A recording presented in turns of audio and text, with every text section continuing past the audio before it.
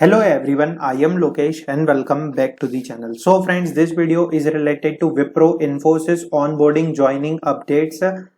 आप सभी के बहुत सारे important queries आ रही थी Instagram पे and I also see the previous videos comment section. Then that what about the Wipro Elite phase 1, phase 2, another onboarding, Infosys next phase onboarding when? What about the Wipro PRP exam? And Wipro PRP exam is very important because as I see some screenshot that candidates got the separation termination mail from the MNC. So what about the rejection criteria queries? What about the new hiring as well as अगर आप wait कर रहे हैं opportunity के लिए, damn sure आप नई opportunities में अप्लाई करें. मैं आपको बता देता हूं कि आज इस वीडियो में कि किस हिसाब से आप सारी चीजों को एक्सप्लोर कर सकते हैं.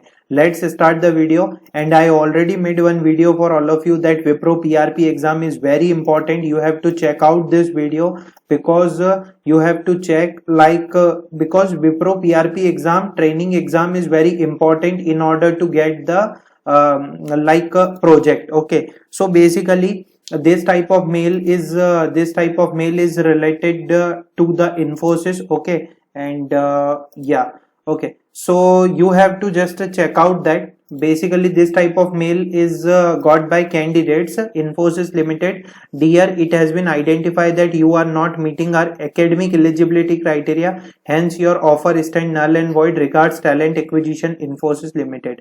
ओके, सो मैं आप सभी को एक चीज कहना चाहता हूं, चाहे मैं इन्फोसिस की बात करूं, चाहे मैं विप्रो की बात करूं, कैपजेमिनी, कॉग्निजेंट, देखिए अभी क्या है, the situation is very bad this time. Okay, so यहां पर क्या हो रहा है, यहां पर आपका एडिशनल क्राइटेरिया भी चेक हो रहा है. They also check the additional criteria at each and every step. Okay, because यहां पर पिछले साल जब यहां पर फ्रेशर्स की हायरिंग हुई थी तो यहां पर बहुत ज्यादा अमाउंट में हायरिंग हो गई थी, पर यहां पर अब सिचुएशन इतनी खराब आ गई कि एकदम से ऑनबोर्डिंग अपडेट्स नहीं आ पा रहे हैं, फेजेस में आ पा रहे हैं. ठीक है, कि अगर मान लीजिए मैं अगर कहूं तो अगर ये फेज है तो उन्होंने पहले कुछ कैंडिडेट्स को इस फेज में कंप्लीट करा, फिर वो नेक्स्ट फेज में जाएंगे, तो ऐसे फर्स्ट फेज, ऐसे सेकेंड फेज, ऐसे वो कंटिन्यू कर रहे हैं.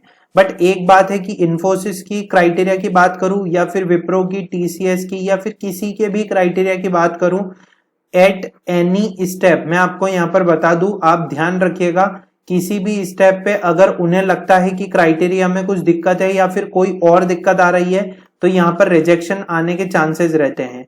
इसीलिए मैंने आप सभी को पहले बोला था कि आप एप्लीकेशन फिल करते टाइम या इंटरव्यू देते टाइम सारी चीजों का ध्यान रखें जिससे कि ऐसी दिक्कत ना हो.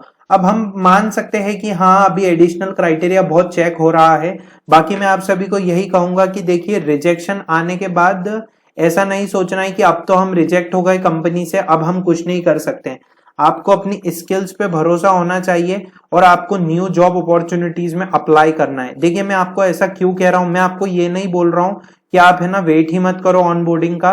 मतलब मेरा ये नहीं कहना है कि आप है ना ये सोचो कि हमें तो रिजेक्शन आ जाएगा, हमारा तो ऑफर जो है, मतलब ऑफर जो है वो वेट में पड़ा हुआ है, हमें तो रिजेक्शन आ जाएगा, इसको छोड़ देते हैं. ऐसा नहीं है. देखिए आप वेट कर रहे हैं ना, वो बात भी मैं मान रहा हूं कि बहुत टाइम हो चुका है, बट आप उस पर्टिकुलर अपॉर्चुनिटी जब भी आएगी तब की तब देखेंगे. सबसे पहले आपको ये सोचना है कि कोई भी कंपनी या फिर एमएनसी, उसमें आप अपना रेज्यूमे जो है, रेज्यूमे से अप्लाई करें और अप्लाई करके उसकी हायरिंग प्रोसेस में पार्टिसिपेट करें. ठीक है, अब देखिए आपने इतने टाइम से वेट कर रहे हैं और अब फेजेस वाइज ऑनबोर्डिंग स्टार्टेड है, तो अब मैं आपको ऐसा तो नहीं कह सकता कि नहीं आप तो उसको छोड़ दो, आप तो ये कंपनी ज्वाइन कर लो. बाकी अगर फिर इसका आएगा तो आपको ऐसा लगेगा कि नहीं हमने इतना वेट करा था तो फिर हम थोड़े टाइम और रुक जाते. तो मेरा वो नहीं कहना है, मेरा ये कहना है कि हाँ देखिए आप उसका वेट कर रहे हैं, आपको लग रहा है कि हाँ हम थोड़ा और वेट कर सकते हैं, नई कंपनीज में भी अप्लाई करें. अगर आप इसे छोड़ रहे हैं कि नहीं अब हम वेट नहीं कर पा रहे हैं, तो आपसे यही कहूंगा कि बहुत सारी अपॉर्चुनिटीज है, आपको कोडिंग निंजास की वेबसाइट पे मिल जाएगी. ठीक है, आपको जीएफजी के प्लेटफॉर्म पे मिल जाएगी और फंक्शन अप वेबसाइट है, बहुत सारी अपॉर्चुनिटीज है. इन वेबसाइट को आप विजिट कर सकते हैं जिससे कि आपको प्लेसमेंट की अपॉर्चुनिटी मिलेगी. बाकी तो मैं आप सभी को एक बात बता दूं कि यूट्यूब है, ठीक है, यूट्यूब पे आप देख सकते हैं, लिंक्डइन पे आप सर्च कर सकते हैं जॉब्स के बारे में, आपको जिस टाइप की जॉब्स चाहिए वहां पर आपको मिलेगी, बाकी आप उसमें अप्लाई कर सकते हैं।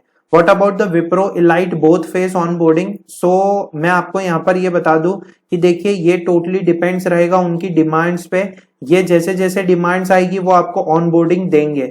अभी हमने देखा था सडनली कैपजेमिनी की ऑनबोर्डिंग बहुत टाइम से नहीं आ रही थी, पर एक फेज आया कि मई से जून के बीच में आपकी ऑनबोर्डिंग आएगी, और इसका मेल बहुत सारे कैंडिडेट्स के पास आया था। तो होप सो कि विप्रो का भी उसी टाइप से मेल आए।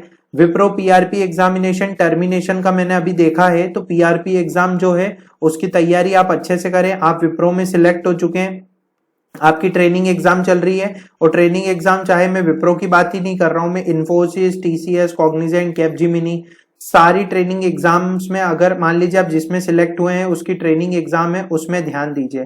और प्लीज न्यू जॉब अपॉर्चुनिटीज में यूट्यूब और लिंक्डइन के थ्रू अप्लाई करें।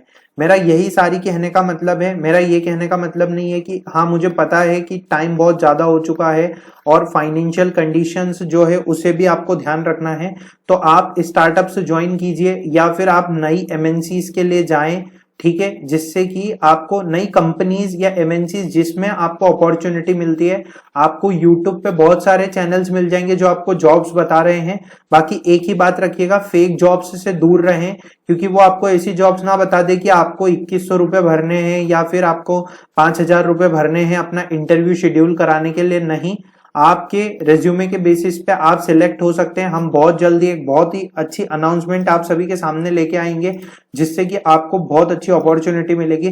कम्युनिटी सेक्शन पे देख सकते हैं कि कैंडिडेट्स टॉप एमएनसी में प्लेस्ड हुए हैं, इसका पूरा प्रूफ है मेरे पास, एंड मैं उनका रेज्यूमे मंगा के आप सभी के साथ शेयर कर दूंगा।